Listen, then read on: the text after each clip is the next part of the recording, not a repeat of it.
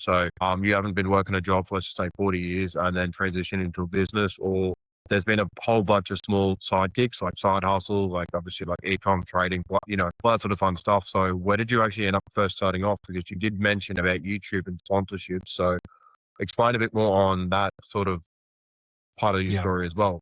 And like even with the yeah, for sure. Airbnb's head driving as well, because you said you had like no jobs, that you just went, packed your bags, went to Dubai straight away on a bit like on like a bit of a whim.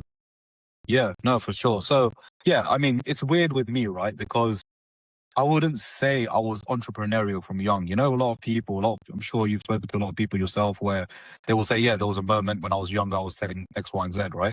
But I never actually had a moment when I was younger when I was doing anything like that. I was always told 9 to 5 job, university, these are the only things that I knew.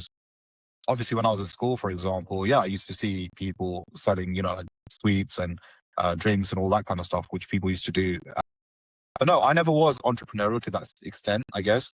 I think when I started working a job for the first time, I realized how difficult it was. I realized that I don't want to be doing this for the rest of my life, and there's got to be an easier way. And I think the moment for me was essentially where I was buying a brand new car. And I said to myself that, you know what, I want to do YouTube. It's something I've always wanted to do. And just like most people, they wouldn't do YouTube because they don't want to put their face out there. They want to be private, all of that kind of stuff, right? And I was one of the most introverted people ever. So I wanted to do YouTube, but I didn't want to put my face out there. But when I was buying a brand new car, I said to myself, you know what, I could make a channel around this. It would be quite good. And I was getting the car in March and we were around December, January. And after speaking with my wife is actually the one that pushed me. She's like, you know what, just start the content now. Just start doing it now. And I was thinking, what can I film up until then? And she's like, we'll figure it out. So that's how I actually got into YouTube in the first place, was through cars. So then I started filming cars. I was actually doing it with a friend at the time. And we were filming cars up until I got mine. And then I just started filming content around that. And what I realized was when I filmed the first video, obviously it wasn't great. It was the first time I was on camera. But it improved after that. Like, I felt so much more confident. And that's why I say to people now, like, just film your first video. After that, you'll be fine. Like, it will just become easier for you to do later on. So that's kind of how I got into the YouTube side, I guess you can say, and the entrepreneurial side, where I was starting my own personal brand without realizing at the time. Just wait, Denyin, Yeah, Denyin, you got anything to say? Oh, I was just going to add to that as well. Because you did mention about you and your wife. She was just like, you'll figure things out. So she seems like she's even been like a pivotal part of your success since like the very start as well. I was going to say the same.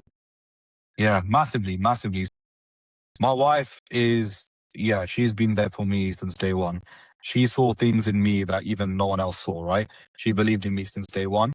And when we started, so I'll go through even the timeline. When we started YouTube, right? When I first started doing it, obviously a lot of people were like, probably making fun and maybe behind the scenes, like I'm not too sure, but I know there was things being said behind the scenes and putting myself out there, obviously not being easy, putting content out there. And she was basically like my camera woman in the beginning. So she would record everything for me. And yeah, she supported me through the thick and thin, even when we moved to Dubai, when we didn't really have much, right? But she saw a vision in me. She believed in me. And because of her, I am where I am, to be honest. If I'm to be honest, her support and all of that guidance that she gave me is the reason why I am where I am. Yeah, that makes sense. And so my question is, what did she see in you that no one else saw? I think she saw potential. And I think she saw, it wasn't just like, she genuinely saw potential in me in that sense. And I think even when we moved to Dubai, right, when we first started, trying to obviously survive, there was times where we had no money. Literally, there was times we had no money and we're like surviving, for example, £50 in a month, right? And even then, she not once did she complain, not once did she say anything. She was like, I'm with you through thick and thin and we'll figure this out and we'll get through this. And it was like moments like that, I guess, kind of like make things easier for you. And that's when I was like, I need to really push and really find a way to get out of this. And yeah, because literally, and this is why I say, because of her support, I am where I am. Because without her being by my side on like the lowest moments of my life, it would have been extremely difficult for me to turn things around. Yeah.